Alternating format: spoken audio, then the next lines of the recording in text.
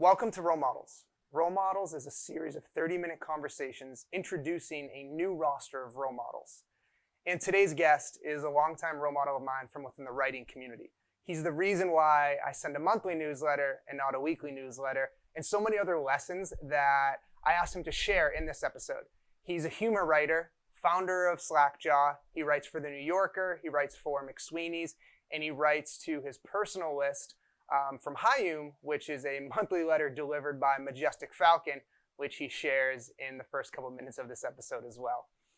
And this is just someone who, the biggest takeaway from this was, focus on writing the best piece possible at all times. So I'm excited for you to hear directly from him the other teachings that I value so much. Before we do that though, I want to express some gratitude to those who support this show. Half Moon Yoga and Meditation. Gosh, I'm grateful for you. Not only for your products and how they help sustain and foster meditation practices, but in general, what meditation has done for me as a creator. It is the practice that cultivates the most amount of creativity in my life and removes stress. It helps me focus. So I'm so grateful that you and your products have supported this show. And also to Golden Root, turmeric latte mixes. This is something where I've tried to make my own before, failed miserably. But also when I think of drinks, I'm not a coffee drinker. I'll drink tea in the morning, but water often gets boring in the afternoon or at evening. So Golden Root, your powders have made it pretty easy for me to spice up, actually like literally spice up with the powder, but also, make a more exciting drink as I am prepping dinner or winding down for evening and reading in bed. So thank you as well. With all that being said, thank you to you for watching this, and I'm excited for you to meet Alex. He is a role model of mine, and I hope you consider letting him be one of yours too. Talk soon.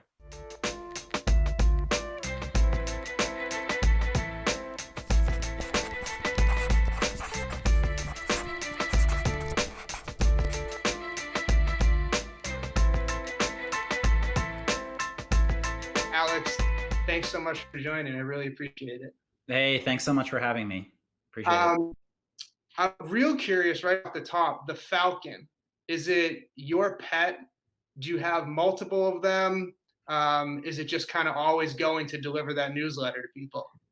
I'm gonna be real honest here. The Falcon for me is more of an aspiring Falcon. Like I feel like one day I wanna own a Falcon, but I also just like making things more majestic and more heightened. In comedy we have to heighten, we have to like use hyperbole.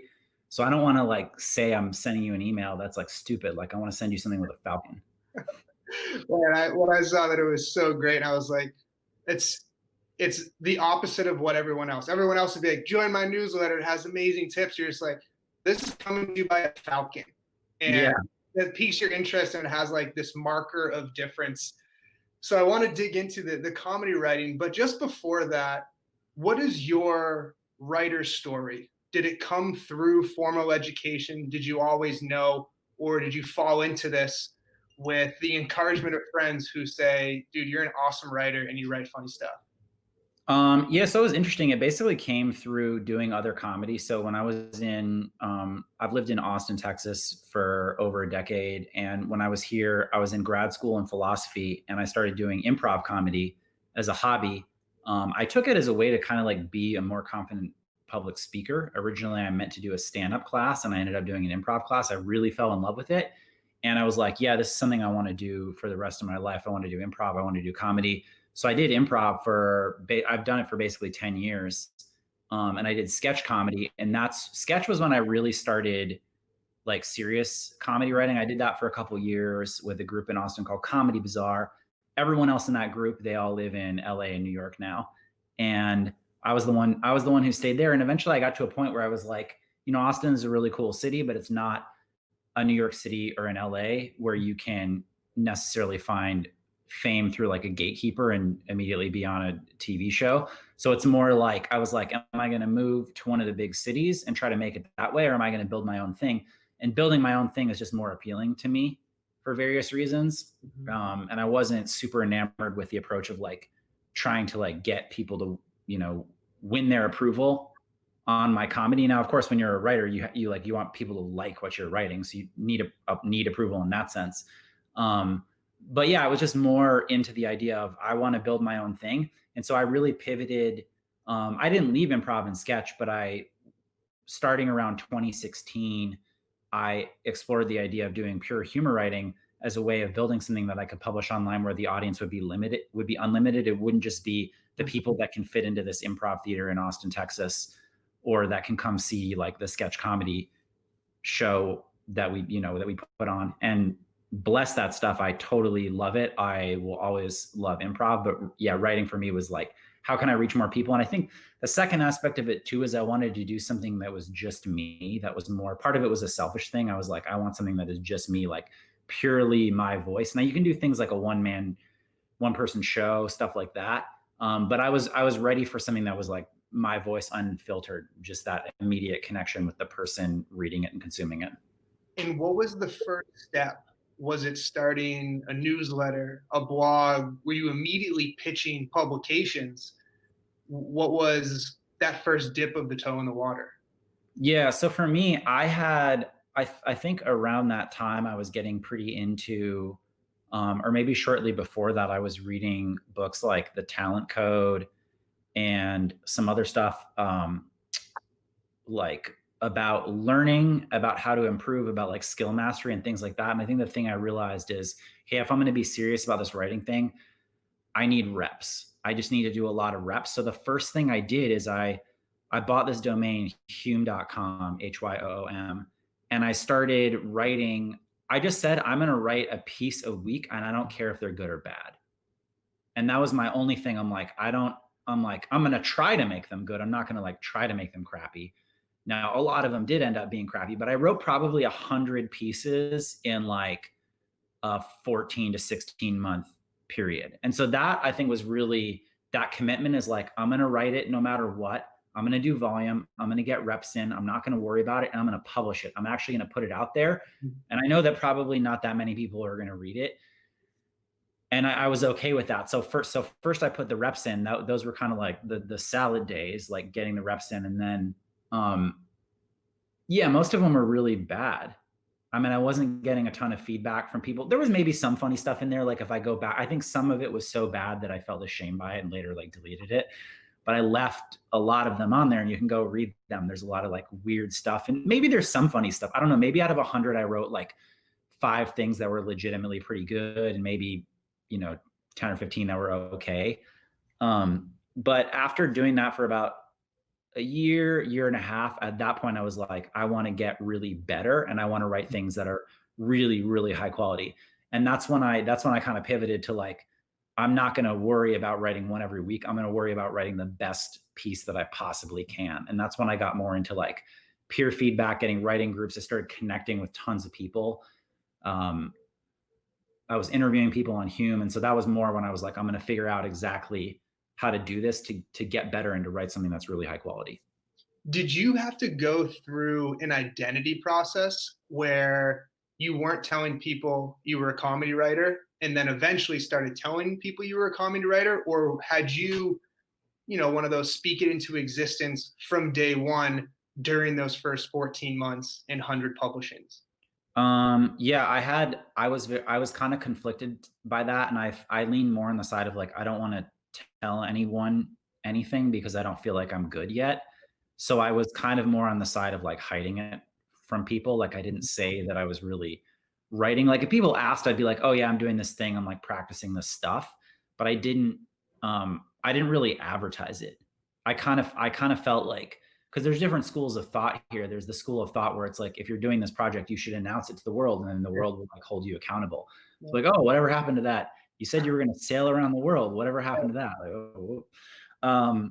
So there's that school of thought, but then there's also the school of thought that's just like, no, don't say anything, shut up and like do it and show the result. And I was kind of more in that school. I'm like, once I actually have created something, then I'll be like, here, I created a thing, here it is. And in that time, so kind of that pivot in 2016 to where we are now, 4 or 5 years later, how has your writing evolved? Do you feel that you have certain markers in your pieces that someone may be reading and it'll signal out, okay, yeah, this is Alex's. You can tell because this is his style. Yeah, maybe. I'd like to think so. I do think that that's a mark of a strong writer, that they have a distinctive style that stands out and is kind of theirs. And when writing feels like it blends in and is more generic, I think that means that maybe the voice of that writer isn't as strong. I don't know how I would describe mine specifically. I know there are certain things that I really enjoy. Like, I think I, really delight in absurdity and madcap comedy. And yet I also kind of like intellectual topics like philosophy and psychology and how, consciousness and how the mind works and things like that. So oftentimes I think my pieces have a little bit of an infusion of like nerdy kind of stuff with absurd kind of stuff. Hmm. I don't know if that's like a unique marker, but that's one thing that I like. Definitely.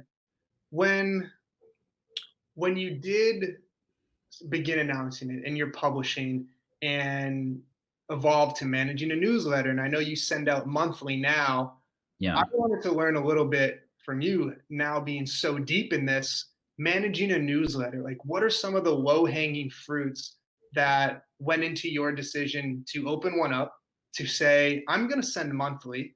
Yeah. And to now, what's your approach to your newsletter?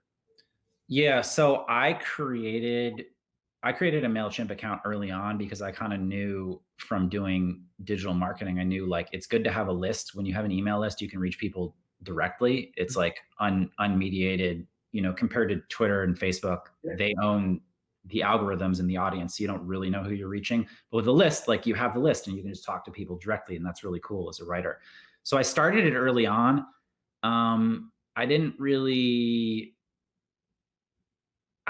grow the list or focus on it that much. I don't remember. I think I tried to send monthly, although there may have been a period where that dropped off for a while. But basically, one of the things that I said, eventually I picked it back up. And I think for the past like 2 years, I've been super consistent with it. I've emailed once a month and I've never missed it.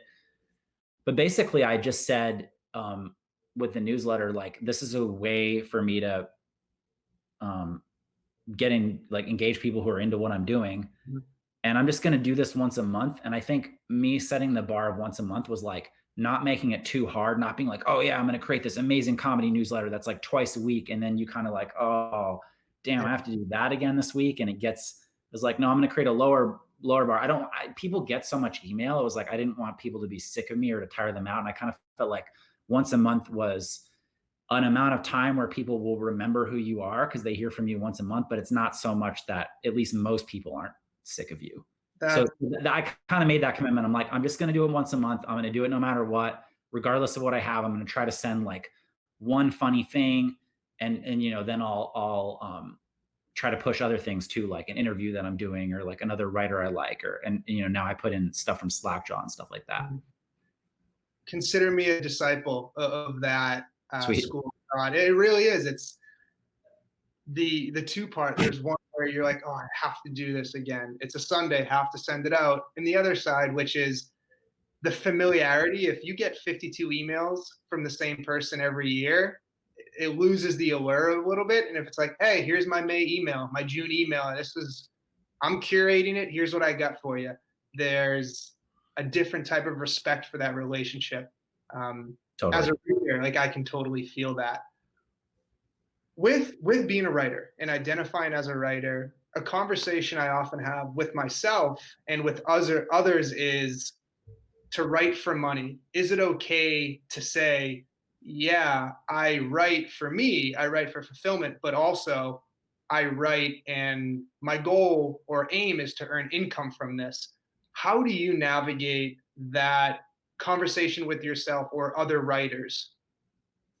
I think that's an interesting topic. It's one that I maybe don't have a definitive answer to or a ton of really interesting things to say. But, personally, I think it's great to write for money. I think writing, if what you're producing gives people joy or is interesting to them, I think you should be paid for it. So I don't think, I'm not a fan of the attitude that like, oh, people, like if you're an artist, you're going to be poor. And if you're like making money, then you're bad or selling out. I don't like that attitude at all. I think it's really disempowering.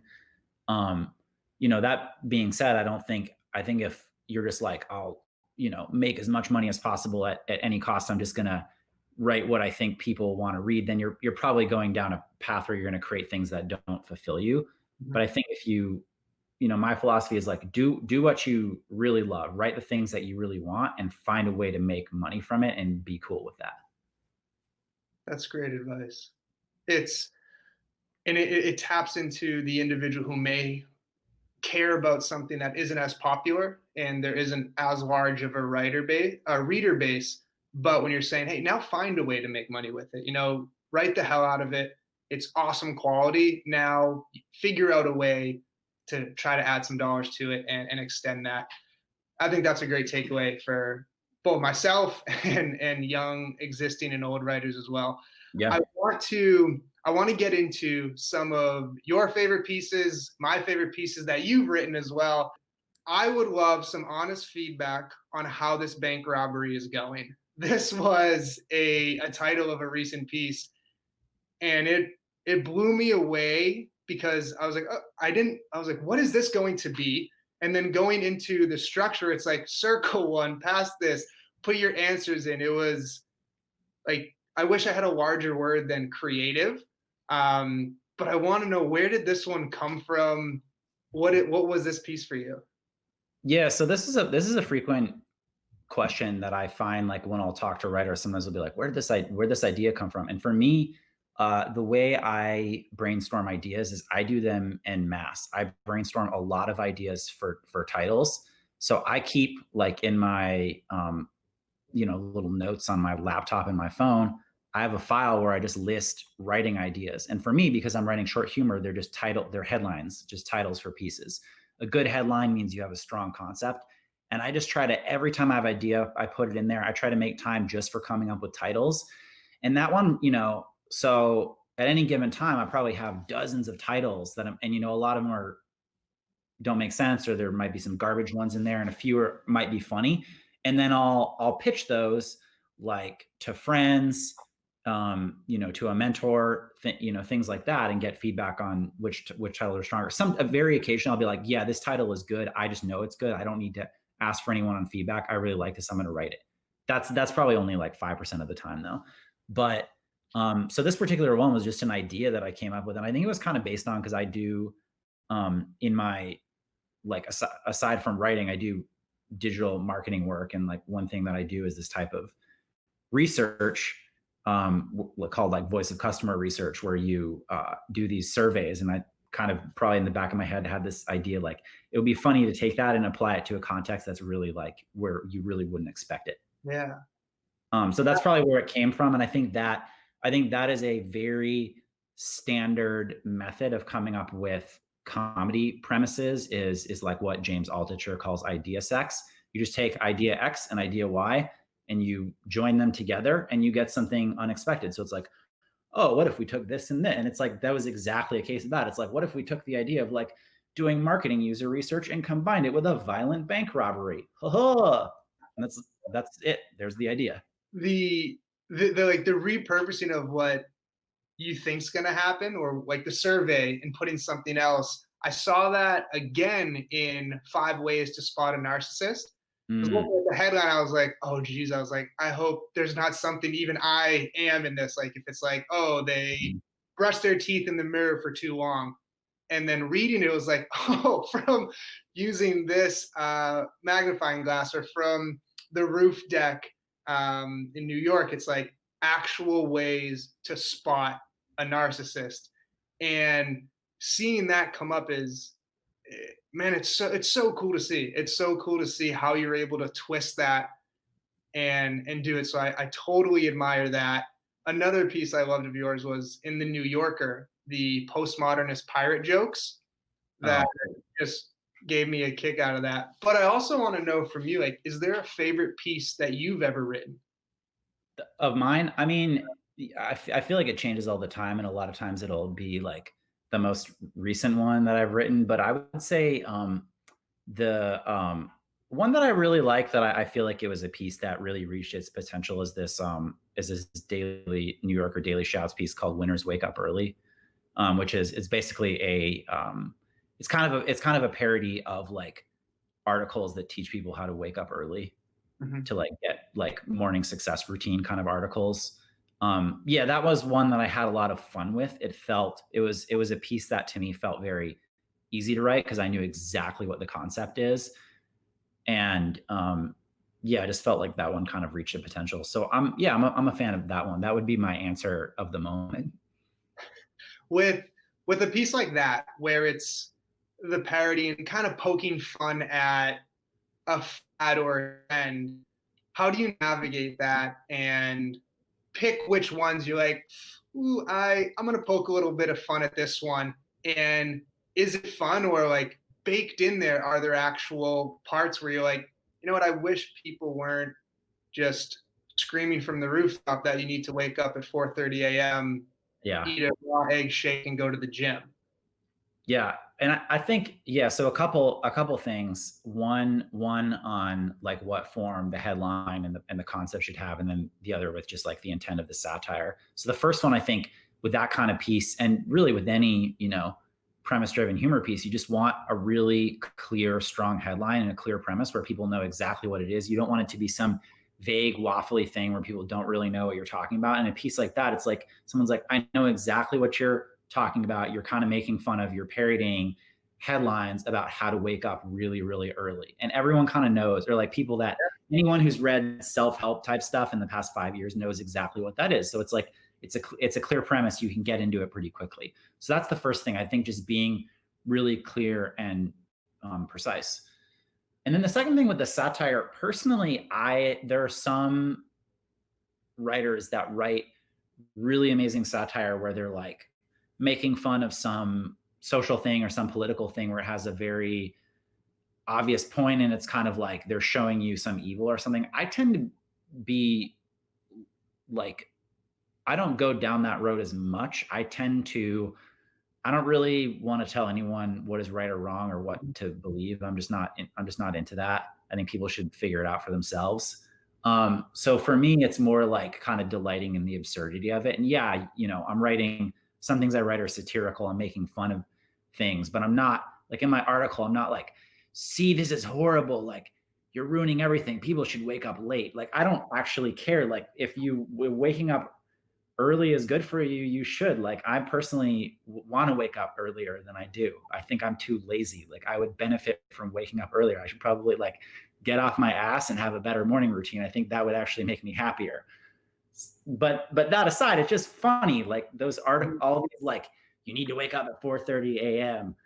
It's just funny, it's just absurd. And like creating this idea of this person who just goes completely insane trying to wake up earlier and earlier.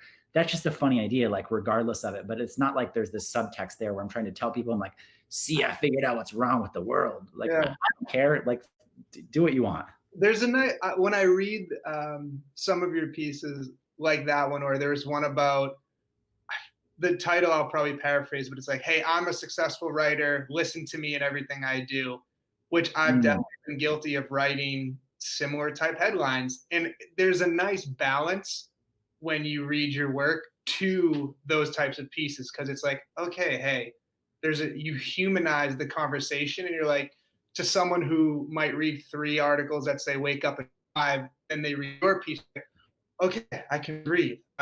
I'm not wrong. There's nothing wrong with it. Like, okay, we can have a difference. I want to know a bit about fostering creativity and nurturing originality. You talked about having days or moments where you're just spilling headlines into a notepad. Are there other practices that you keep directly related to writing, or even just for like total well-being, that put you in that position to be the best writer? Yeah. So yeah, that's one of them, which I think is really important for short humor writing, is having dedicated time and energy to coming up with concepts and like taking that as part of the job. And so that's a thing that help me improve a lot. The way I used to approach it is I would like be staring at this blank page, like what should I write about? Like, should I be, talking about a story where a guy goes on a bus and then what happens? And it's like, it's crazy. That's not that could work some of the time, but like, I'm going to write this thing and then figure out the title. Like that's usually not an efficient way to approach short humor writing. The best way is to really take seriously coming up with a ton of concepts, picking a concept that's a winner and then writing it. So that's I would say that is the first thing, is actually spending dedicated time on concepts and I'm like really diligent. When I have a good one, I write it down. That's the important thing, is don't lose it. I'd say the second thing is, this is super not sexy at all, but just like writing consistently, like trying to write every day. And, I try to like circle in my calendar, did I write today for at least 20 minutes? So I do that. For me, getting feedback, I have a lot of feedback partners that I trade notes with. That's been really important for me and very nurturing to my creativity. Because as writers, I think, especially in comedy, you don't know which jokes or concepts are landing. You kind of need to get outside of your head and get feedback. Very occasionally, I will write something and I'll just be like, yeah, this is just kind of working. I'm good with this. I don't need feedback on it. I'd say that's like 1 in 10, 1 in 20. The vast majority of the time, I have at least one friend that's looking at it and giving me some type of feedback on it. Yeah, those are a few of them. I mean, the only other thing I would say is like, I do better writing, I feel like, when I'm taking care of myself. So I like to, like, often I'll work out before I write, and then I feel really good. I feel like energized, like I'm kind of like, I have those endorphins from working out. And I feel like when I do an hour or 2 or 3 of writing, then that works really well for me. Incredible. I want to, for the end of the conversation, I want to switch gears to life as an editor. Oh, okay. And I could probably guess that I've done something that would piss off an editor, or might be a pet peeve of an editor. But beyond, all of the submissions you're getting daily, all of the work that you're going in grammar-wise or helping and coaching writers, what else do writers who don't work at a publication, what do they not know about life as a writer? Yeah. So like maybe the aspects of editing that they don't see. Yeah. I think one of the things is just that, like, editors kind of, and, editing Slackjaw, we've grown a lot in the past 6 months to a year, which is really cool. I think like 2 years ago, we were a pretty small publication. We didn't get that many submissions. And recently things have like really ramped up. We get like a lot more submissions than we used to. So I think one of the things, a perspective that I would take when submitting to publications is like, just speak with the quality of your work, and like, don't just like, make sure you're focused on the quality of your work. You're leading with that, and don't worry about getting accepted or rejected. Just like work on multiple things, keep going, just be cool to editors, and you'll get like, people will just get like, I feel like sometimes you'll just sense like exasperation of people are trying to, they'll be like, if they get rejected, they'll be like really frustrated by it. And it's like, the thing is when an editor is reading a lot of submissions, they just don't have that much attention for you, and they just don't care that much. It sounds like cruel and heartless or something, but it's like, if you're reading 100 or more submissions in a week, you just don't care that much you can't possibly care that much about any individual. You're just looking at it real quick to be like, is this good? Is this good writing? Is this funny? Does this have a hook? Does it work for our publication? And if it seems like it doesn't, it's like instantly rejected. It's not like I dislike that person. Like, I think they're still a lovely human being. I want them to succeed. So it's like, I think it's really just take the attitude of just lead with the quality. And like, if you don't get in, just like submit again. Right. That's really all there is to it. I think don't overcomplicate it. It's like really simple. That's a nice reminder that for every writer, it's their one piece. It's their piece of the week. But for an editor, it may be one of hundreds, if not several hundreds of that week. So like you said, it's not personal. It's really, we're going through, we have this set of criteria. You either did it or not, and that's okay. It's nothing personal against you as a writer. Submit your next one, or in the one after that. Like, don't let it necessarily discourage you. And it's something I'll listen to, and I hope young, existing, and aspiring writers do take that as well, so they don't get discouraged. For looking forward for you, I know you just finished the Slackjaw challenge. Yep. I saw that. What's next for you personally as a writer, coming up on Slackjaw's plate? What can we be looking forward to throughout this summer? as we may very well still be attached to our computers a bit more. Yeah, yeah. For me personally, I'm just gonna keep writing funny stuff. That's what I love to do. I'm gonna keep at it. I still feel like I have a ways to grow and learn, and a lot more that I want to say in the short humor format. So personally, I'm just gonna keep doing that. I'm gonna keep writing and publishing. As far as Slackjaw, I hope it keeps growing. I hope we get so we're in the midst of publishing all the winners from the challenge now, which is super exciting. This week we're about to unveil the top winners. And I got to say, there's one piece in there that I honestly think is one of the funniest things I've ever read. Like I was walking around just quoting it in my head. And I don't want to say what it is because we're going to reveal it. And that piece isn't even the number one winner. So yeah, I think I was blown away with the quality. I mean, we got almost 500 submissions to that thing. And yeah, some of them are something where you're like, it seems like the person just kind of like threw something off, but a lot of them, there were hundreds and hundreds of submissions where it was clear like this was a polished piece of work that someone really worked on, followed all the rules, submitted it. So it was definitely challenging to do it all. So yeah, we're really looking forward to just getting all those winners out there. We're going to publish then 10 honorable mentions and some other pieces that were accepted from that. And then, yeah, I think we're looking forward to just growing the publication steadily with quality. I think it's first, like, you can get into all these marketing tricks and what are special things we're going to do. And to the extent, the challenge is, it's kind of a thing that has some hoopla around and it's like exciting. So it is a little bit of a hoopla kind of trick thing. Like, we're doing a challenge, come join this. And, all on that kind of thing is fun. It works. But first and foremost, I think it's like, we want to keep publishing funnier and funnier stuff and raising the bar and growing and getting more eyeballs and more readers and having writers that make more money just through that increase in quality. That's like slow, but not too slow. Like, I want to feel like every month we're getting better. So yeah, that's it for me. It's not super, I don't have any crazy big Zeppelins that are going to be launching through the air and crazy stuff. It's just that like steady march of like good humor writing. Well, as a reader, thank you. I appreciate that. It's great I'm sometimes so invested in the business or the marketing or the branding pieces that will come out because that's where I exist. Yeah. It's so nice sometimes to just click on the tab and go over and read something completely outrageous that just grounds me and puts a lot of things into perspective. So thank you for creating that. For everyone who wants to check out more that you do, join the newsletter, follow you, what are the best channels and platforms for them to come check you out on?